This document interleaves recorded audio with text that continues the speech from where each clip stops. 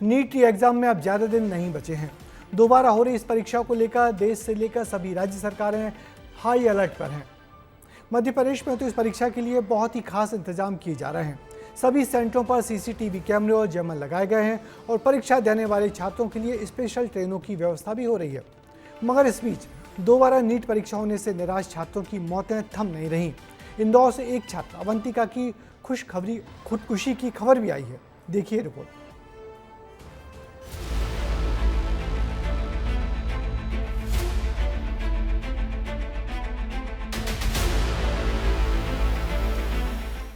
किसी के pant check करती, चेन काटती, छात्रों से बहस करती ये तस्वीरें भारत के अलग अलग शहरों की है।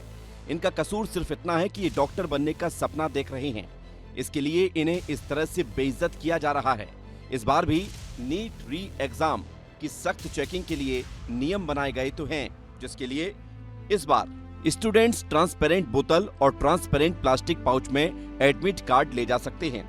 वहीं आधी बाजू के कपड़े पहनने पर ही एंट्री दी जाएगी, तो परीक्षा हॉल में भारी गहने पहनकर आने पर और मोबाइल, स्मार्ट वॉच जैसे उपकरण पर रोक लगेगी।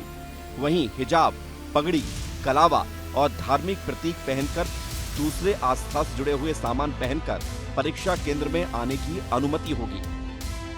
हालांकि नीट री एग्जाम को लेकर सरकार हाई अलर्ट पर है। मध्य प्रदेश में तो खासा इंतजाम किए जा रहे हैं। सभी सेंटर्स पर सीसीटीवी कैमरे और जैमर लगाए गए हैं। कई जगह तो हेलीकॉप्टर से परीक्षा पेपर पहुंचाए गए हैं। 21 जून को री नीट परीक्षा होने को लेकर पूरे प्रदेश भर में सुरक्षा व्यवस्था के पुख्ता इंतजाम किए गए हैं। सीसीटीवी और पेपर्स को ले जाने की व्यवस्थाएं जो इस बार RAF CRPF के माध्यम से की गई हैं, वो सारी व्यवस्थाएं हम लोग इंश्योर कर ही रहे हैं। सभी सेंटर्स पर एग्जीक्यूटिव मजिस्ट्रेट्स की, सेंटर सुपरवाइजर्स की ड्यूटीज है। नीट री एग्जाम 2026 में शामिल होने जा रहे छात्रों के लिए इस बार स्पेशल ट्रेनों की व्यवस्था की गई है।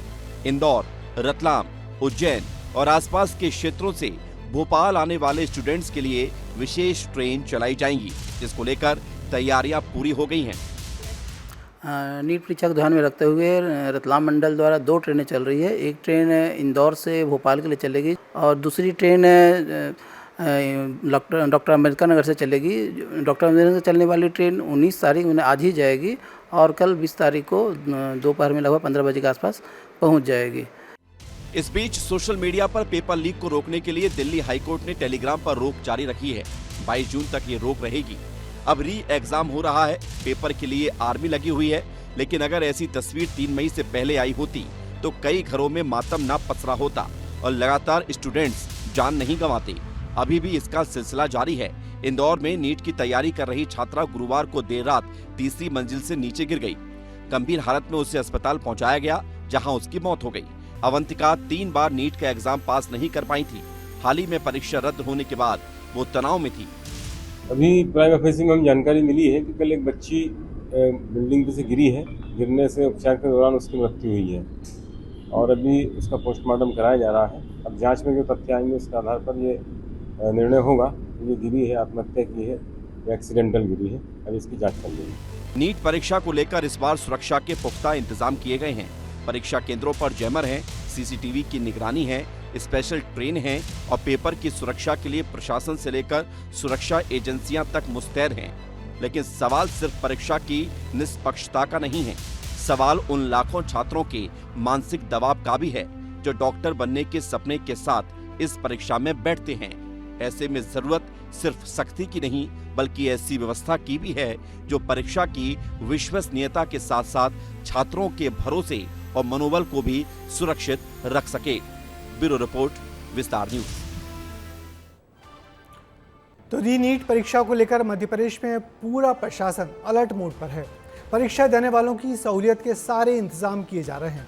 हालांकि इसी दिन अंतर्राष्ट्रीय योग दिवस भी है, जिसके चलते प्रशासन की प्राथमिकता योग दिवस पर सुबह होने वाला प्रोग्राम होगा।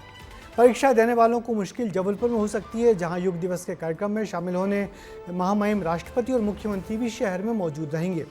ऐसे में प्रशासन के सामने छात्रों को परीक्षा केंद्र तक समय पर पहुंचाना बड़ी चुनौती होगी।